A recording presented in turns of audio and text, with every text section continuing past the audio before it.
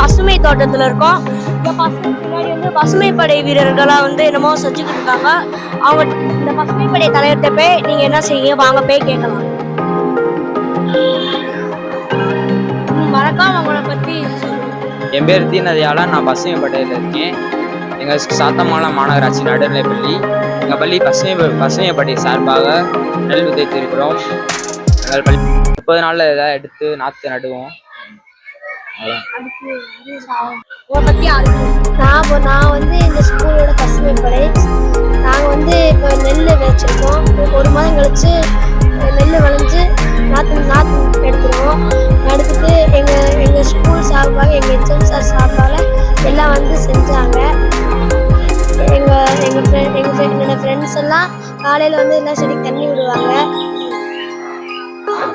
Muthuvel sir வந்து எங்களுக்கு உதவி செய்வாங்க. வந்தோம் 1 மாசத்துல வந்து எல்லாம் வந்துடும். நாற்று நடவு எங்க தோட்டமே ரொம்ப செழிப்பா இருக்கும்.